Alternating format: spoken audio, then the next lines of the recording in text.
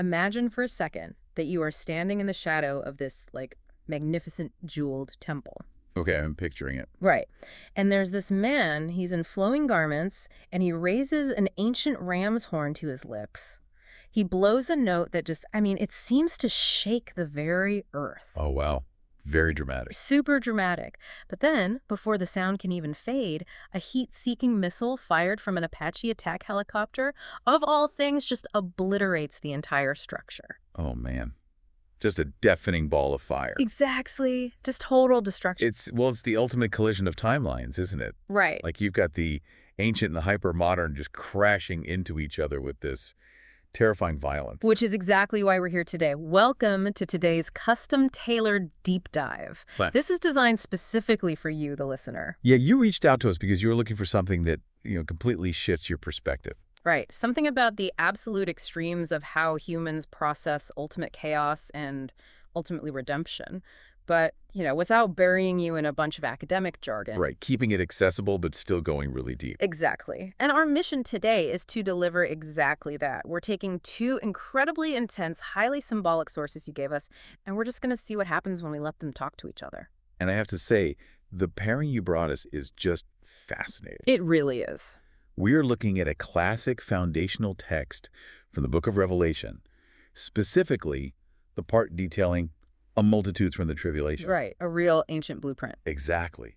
And we are contrasting that ancient text with a modern, just startlingly vivid account of an apocalyptic vision. Yeah, that modern account, it was recorded by a man named Topi Hultu, and he documented what's known as Stefanus's vision. Right. Stefanus being the visionary here, the person who actually, experienced this surreal, overwhelming sequence of events.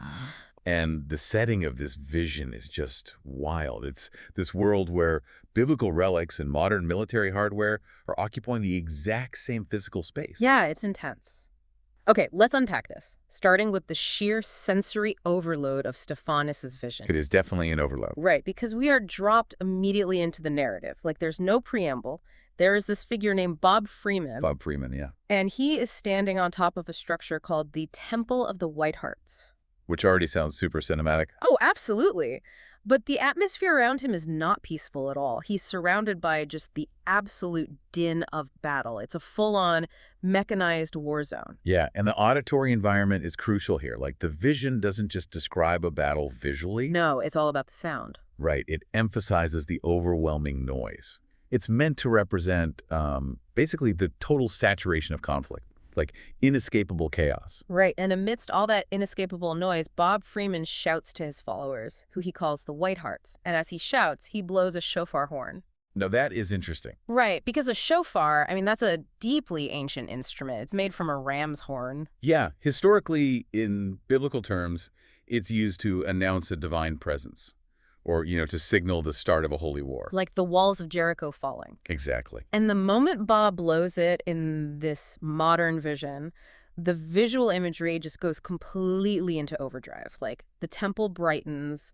These nearby dwellings, which are apparently made of solid jewels, suddenly shine in this incredible splendor of color. It sounds beautiful, honestly. It is. And Bob begins to sing this song, a song about how the saints will rise with the angels to the throne of the Lamb. Which is this moment of pure, transcendent spiritual power. You've got the shofar, the shining jewels, the divine song. These are all classic symbols of, heavenly authority basically asserting itself over earthly chaos. Yeah, which makes what happens next so incredibly jarring. Right, the helicopter. Yes, because right at the absolute climax of this ancient, beautiful, spiritual moment, a modern military helicopter just flies right into the frame. It's so abrupt. And it completely obliterates the Temple of the White Hearts with a missile. It's like watching a surreal mashup. Like, imagine taking a scene from an ancient scripture and just splicing it directly into a high-octane action movie. Right, like a Michael Bay movie or something. Exactly. Seeing a heat-seeking helicopter missile deployed in the exact same breath as a biblical shofar, I mean, it just breaks your brain a little bit. But that cognitive dissonance is totally deliberate. You think so? Oh, for sure. The visionary Stefanus, he's experiencing a clash between two completely different types of ultimate power. Okay, say more about that. Well, the shofar represents eternal spiritual authority, right? But the attack helicopter represents the apex of modern industrialized destruction. Ah, I see. Like, in the ancient world, the ultimate fear was a Roman legion. Yeah, Swords and spears. right. Very close combat. Yeah. But in the modern world, our anxieties revolve around mechanized, impersonal death just raining down from above. The helicopter is basically the modern beast. That makes total sense. Yet the narrative explicitly notes that the beast doesn't actually win here. Right. It doesn't. Because the missile physically destroys the temple. I mean, the architecture just crumbles into dust. But at the exact moment of impact, Bob Freeman's soul flies to the Lord like a bright flash of lightning. It's instantaneous. Yeah, and his song, that song about the saints rising, it doesn't end. The text says it actually echoes throughout the entirety of Stefanus's vision. So the physical world is pulverized, but the spiritual essence completely bypasses the violent. Yes. The helicopter's missile is ultimately totally impotent against the spiritual reality. Like, the destruction of the temple and the body is immediate, sure, but Bob's escape as a flash of lightning is also instantaneous. The song literally outlasts the explosive shockwave. Exactly. It's a staggering visual, but it leaves us with a massive problem on the ground. The followers. Right. Bob Freeman, the leader, has transcended the violence. He is gone, safe. But his followers, these Whitehearts, they are still trapped in the ruins of this literal war zone. Which brings us to the next phase of this vision. And honestly, it is unspeakably brutal. It really is. Here's where it gets really interesting, though, because their response to that threat is just so deeply symbolic. Right, their vulnerability is absolute at this point. They don't have their leader, and the forces of chaos are actively hunting them down. Yeah. And following Bob's death, the saints, they gather everywhere. But they don't take up arms, they don't run for cover or build barricades. No. The source says they gather specifically to pray, and they physically arrange themselves into the shape of a heart. They are embodying their identity as Whitehearts in a literal collective formation. Yeah. It is a stance of total non-resistance, just absolute surrender to the moment. And the opposing forces show absolutely no mercy. The antagonists in this part of the vision are described, bizarrely, as bear creatures and black angels. Which is such a strange, terrifying combination. Right. And they descend on these unarmed, praying believers, and they just open fire. The text is so visceral here. It describes the bullets tearing into the followers, mutilating these heart-shaped prayer circles until they turn, quote, blood red. Yeah, the imagery combines this primal animalistic terror of the bear creatures with this corrupted spiritual authority of the black angels. Right. And the result is a scene of just wholesale slaughter. The believers are entirely passive, just absorbing the violence without any retaliation at all. Okay, but I have to push back a little on the logic of the sequence. Go for it. We just saw Bob Freeman's soul escape the helicopter missile instantly, right? Like a flash of lightning. Right. His physical body was destroyed, but his spiritual victory was immediate. So if that's the case, why do his followers have to stay behind and get mutilated by bear creatures? That's a great question. Like, why doesn't the divine rescue just beam everyone up before the shooting starts? It feels almost sadistic that they have to absorb all these bullets first. I get that. It really does. But that is actually the central paradox of apocalyptic literature, and it's a brilliant point to push back on. Okay, so why does it happen? What's fascinating here is that the suffering isn't a delay in their rescue. The suffering is the mechanism that arms their rescue. Wait, the suffering is the mechanism? Yes. Yeah. In the theological logic of the apocalypse, you cannot bypass the nadir of physical defeat. The believers must endure the violence. Their passivity isn't weakness, It's a spiritual crucible. Oh, I see. They are literally drawing the violence of the world into themselves and neutralizing it through pure endurance. So they're essentially acting as, like, spiritual shock absorbers for the chaos of the world. Precisely. That's a great way to put it. And that absorption is what triggers the divine catalyst. Which happens in the most dramatic way possible. Suddenly, cutting through all the gunfire and the chaos, a voice cries out. The bridegroom. Yes, the bridegroom! And he simply yells, "Come up." Just 2 words. Yeah, and the moment that command is given, the mutilated bodies of the believers come back to life in these resurrection bodies. But they don't just peacefully float away into the clouds playing harps or whatever. Definitely not. The source says that the intense brightness of their new garments sweeps over the black forces, destroying them and literally blowing them to pieces. The power dynamic just flips in a microsecond. It's an incredible shift. They go from absolute passive vulnerability to devastating offensive power. Right. But they don't pull out their own weapons to fight back. They don't summon their own attack helicopters. No earthly weapons at all. Exactly. It is merely the brightness of their salvation that operates as this, like, localized nuclear blast of holy light, completely eradicating the black angels and the bear creatures. It's just their pure state of being that defeats the enemy. Yeah. And then the vision concludes this sequence with the saints ascending into heaven like, quote, pulsating fiery flames in the shape of a heart, flying directly into Christ's arms. Notice how the imagery evolves there, too. How so? Well, they started as a group of vulnerable humans, arranged in the shape of a heart on the ground. Right. But through their martyrdom, they're transformed into an indestructible, pulsating, fiery flame in that exact same shape, ascending into the heavens. Wow. Yeah. It is cinematic, it is violent, and it is deeply, deeply weird. Very weird. But it brings us to a crucial realization for you, the listener. This modern vision, recorded by Topi Haltu, it doesn't exist in a vacuum. Not at all. The specific fears might be modern, helicopters and gunfire, but the psychological and spiritual architecture of the story is built on a very ancient foundation. Very ancient. To understand where the DNA for these themes comes from, we have to look at the second source you brought us, and that's the Book of Revelation. Yeah, and the transition from Stefanus' vision to Revelation is surprisingly seamless. It really is. Because they are speaking the exact same language of trauma and redemption. Revelation provides the ancient blueprint that this modern vision is basically just tracing over. So we are looking specifically at an excerpt from Revelation chapter 7, and it's a scene of just staggering scale. Massive. The narrator, traditionally understood as John, is looking at a crowd so massive it defies measurement. He says, I beheld, and lo, a great multitude, which no man could number, of all nations and kindreds and people and tongues, stood before the throne and before the Lamb. A global crowd. Right, and they are clothed in white robes, they are holding palm branches, and they're crying out with a loud voice, attributing salvation to God. It is the ultimate scene of cosmic victory. I mean, the entire hierarchy of heaven, the angels, the elders, the four beasts, they're all falling on their faces. Yeah. And they say, Amen. Blessing and glory and wisdom and thanksgiving and honor and power and might be unto our God forever and ever. It's a huge celebration, but then right in the middle of this massive worship service, one of the elders turns to the narrator and asks a very pointed kind of rhetorical question. He gestures to this ocean of people in white robes and asks, what are these which are arrayed in white robes, and whence came they? Essentially, who are these people and how did they get here? Exactly. And the narrator deflects, basically saying, sir, you know the answer to that. I don't.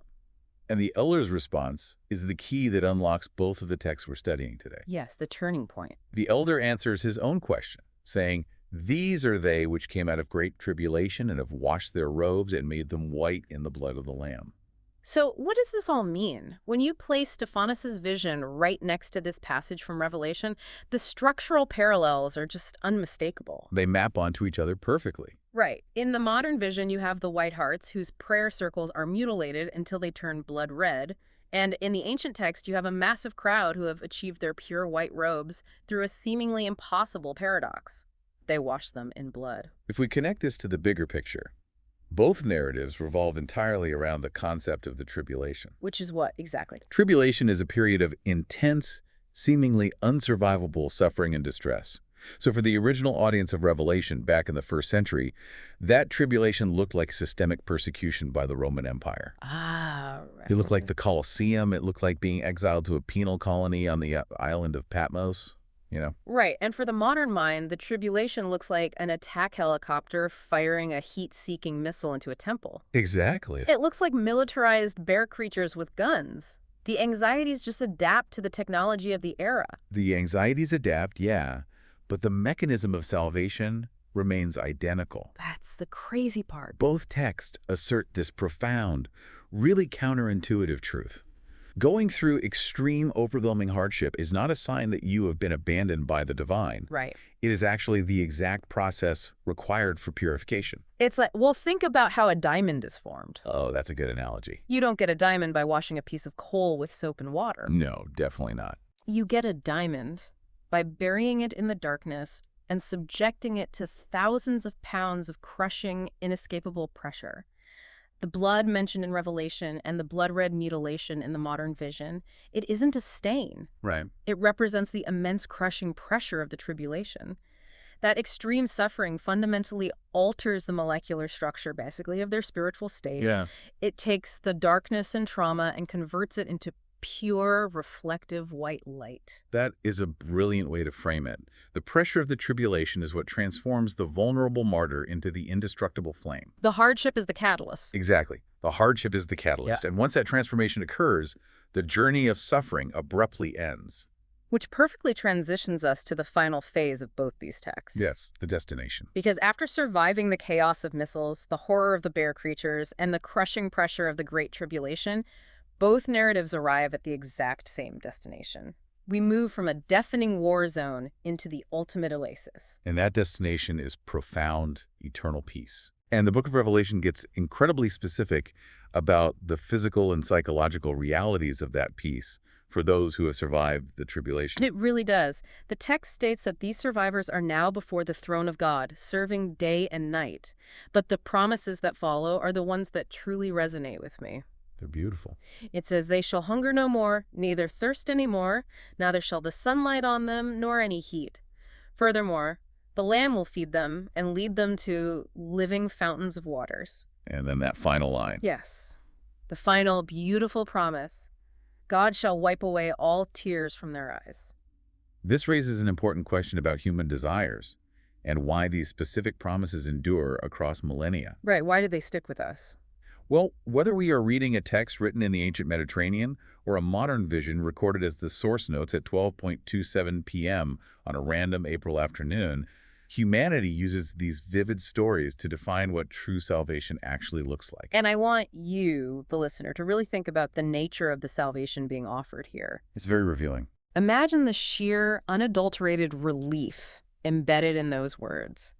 When we think of ultimate rewards in our modern hyper-capitalist culture, we usually think of acquiring things. Oh, absolutely. We think of mansions, infinite wealth, private jets, or achieving absolute power and dominance over others. Right, getting more stuff. But the ultimate reward laid out in this ancient blueprint isn't about acquiring anything at all. It is defined entirely by the cessation of basic human suffering. It is salvation defined by absence. Yes. The absence of hunger, the absence of thirst, the absence of the scorching heat of the sun. It's the end of the grind, and most importantly, the end of grief. Every tear wiped away. It is just absolute, undisturbed peace. Because the real world is relentlessly chaotic. I mean, the din of battle that Bob Freeman experiences isn't just some fantasy trope used to make the story exciting. Yeah. It is a metaphor for the sheer overwhelming noise and trauma of the human condition. Right, all of it. Economic anxiety, illness, violence, the loss of loved ones.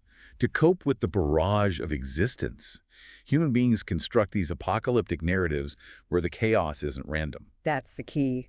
It is a tribulation. It has a boundary, and it has a purpose. And on the other side of that boundary is the oasis. Exactly. The living fountains of waters described in Revelation represent the ultimate psychological safe haven. Yeah. It is a place where the noise of the helicopter finally stops, and the vulnerability that defined earthly life is replaced by indestructible safety. What an incredible synthesis of two wildly different yet deeply connected sources. Totally. We have been on quite a journey today in this deep dive.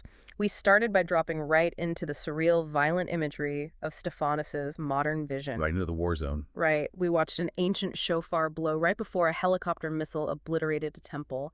We watched believers endure the brutal assault of bear creatures until they were transformed into pulsating, fiery flames that literally blew their enemies away with the sheer brightness of their redemption. And we traced the DNA of that intense modern anxiety all the way back to its ancient roots, finding the exact same structural logic in the book of Revelation. It's all there. We saw the unnumbered multitude in white robes, and we unpacked the theological alchemy, really, of washing those robes in the pressure and paradox of blood. Both texts, separated by thousands of years, they stand as powerful reminders of our enduring human need to believe that suffering isn't meaningless. No. They show us how we frame our deepest fears, whether it's Roman persecution or modern military hardware, and how we use those fears to build a bridge towards spectacular redemption. It is a testament to the resilience of the human imagination when faced with the unknown. It really is.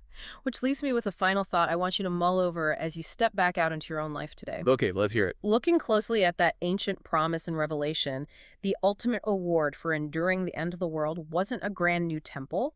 It wasn't gaining weapons or armies to crush their enemies. It was simply relief. Yeah. No more heat, no more thirst, no more tears. The profound desire for rest. Yes, in our modern lives, we are constantly surrounded by our own personal versions of a great tribulation.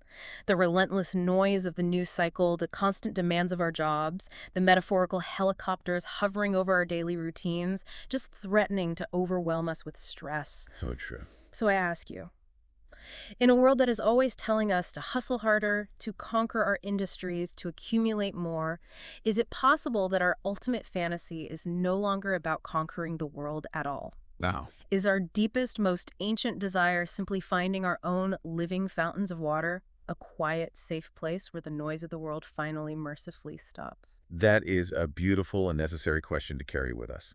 Thank you so much for bringing these mind-bending, intense sources to the table for us today. We love taking these custom requests and building these connections for you. Keep questioning the narratives around you, keep looking for the ancient blueprints hidden inside modern stories, and keep diving deep.